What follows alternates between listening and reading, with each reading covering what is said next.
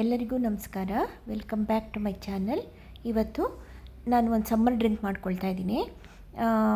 ಇದಕ್ಕೆ ಹೆಸರು ಬೇಳೆನ ತೊಗೊಂಡು ಒಂದು ಸ್ವಲ್ಪ ಬೆಚ್ಚಗೆ ಮಾಡಿಕೊಂಡು, ಯಾಕೆಂದರೆ ಹಸಿನೇ ನೆನೆ ಹಾಕಿದ್ರೆ ಹಾಲು ಮಾಡ್ಕೊಂಡಾಗ ಒಂಥರ ಹಸಿ ವಾಸನೆ ಬರುತ್ತೆ ಅಂತ ಹೇಳ್ಬಿಟ್ಟು ನಾನು ಇದೊಂದು ಸ್ವಲ್ಪ ಬಿಸಿ ಮಾಡ್ಕೊಳ್ತೀನಿ ಓವನಲ್ಲಿ ಇಟ್ಬಿಟ್ಟು. ತುಂಬ ಉರಿಯೋ ಟೈಪ್ ಅಲ್ಲ, ಸ್ವಲ್ಪ ಬೆಚ್ಚಗಾಗೋಷ್ಟು ಬಿಸಿ ಮಾಡ್ಕೊಳ್ತೀನಿ. ನಂತರ ಇದನ್ನು ತೊಳೆದ್ಬಿಟ್ಟು ನೆನೆ ಹಾಕೋಣ. ಎರಡೆರಡು ಸಲ ತೊಳೆದಿಟ್ಬಿಟ್ಟು ನೆನೆ ಹಾಕಿ ಒಂದು 2-3 ಅವರ್ಸ್ ಅದನ್ನು ನೆನೆ ಹಾಕಿಬಿಡಬೇಕು.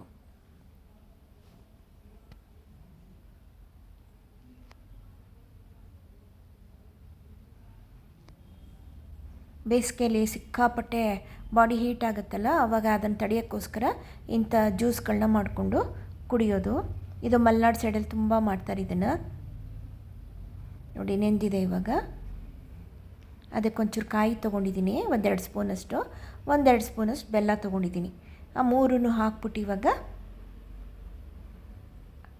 ನೈಸಾಗಿ ರುಬ್ಕೊಂಡು ಬಂದು ಸೋಸ್ಕೊಳ್ಳೋಣ ಅದನ್ನು. ಮಲೆನಾಡಲ್ಲಿ ಈ ಹೆಸರುಬೇಳೆ ಬದಲು ಹೆಸರುಬೇಳೆನೂ ಮಾಡ್ತಾರೆ. ಹೆಸರು ಕಾಳಲ್ಲಿ ಕೂಡ ಈ ಜ್ಯೂಸ್ ಮಾಡ್ಕೊಳ್ತಾರೆ ಅವರು.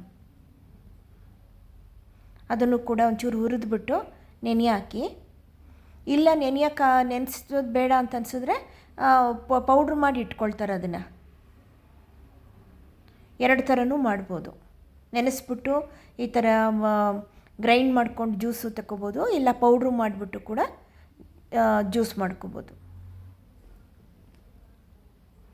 ಇದನ್ನೊಂದು 2-3 ಸಲ ಸೋಸ್ಕೊಂಡಾದ್ಮೇಲೆ ಬರುತ್ತಲ್ಲ ಚರಟ, ಅದನ್ನು 2-3 ಸಲ ಮಿಕ್ಸರ್ಗೆ ಹಾಕಿ ಜ್ಯೂಸ್ ತೆಕ್ಕೊಳ್ಳೋಣ.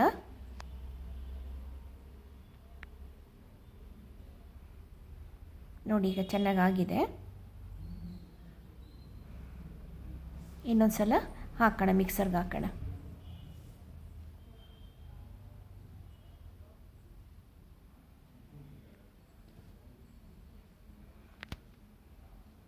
ಪ್ಲೀಸ್ ನನ್ನ ಚಾನಲ್ನ ಸಬ್ಸ್ಕ್ರೈಬ್ ಮಾಡ್ಕೊಳ್ಳಿ, ಶೇರ್ ಮಾಡಿ, ಕಮೆಂಟ್ ಮಾಡಿ, ಲೈಕ್ ಮಾಡಿ, ನನ್ನ ಚಾನಲ್ನ ಸಪೋರ್ಟ್ ಮಾಡಿ ದಯವಿಟ್ಟು.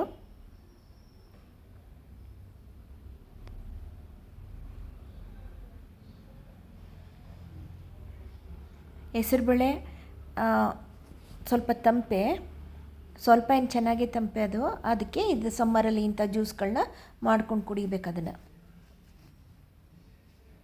ನೋಡಿ, ಜ್ಯೂಸ್ ರೆಡಿ ಆಯಿತು. ಇದನ್ನು ಫ್ರಿಜ್ಜಲ್ಲಿಟ್ಟು ತಣ್ಣಗೆ ಮಾಡ್ಕೊಂಡು ಕುಡಿದ್ರೆ ತುಂಬ ಚೆನ್ನಾಗಿರುತ್ತೆ. ಮತ್ತು ಆ ಸಸ್ಯಗಳ ವಾಸನೆ ಕೂಡ ಬರಲ್ಲ, ಹುರಿದಿದ್ದೀವಲ್ಲ ಅದಕ್ಕೋಸ್ಕರ. ಹಾಗೇನೂ ಕುಡಿಬೋದು, ತಣ್ಣಗಿರೋದು ಬೇಡ ಅಂದರೆ.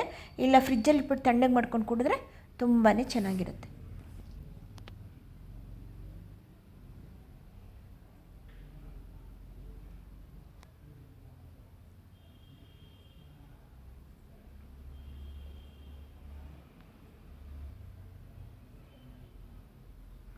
ಟ್ರೈ ಮಾಡಿ ನೀವು ಕೂಡ,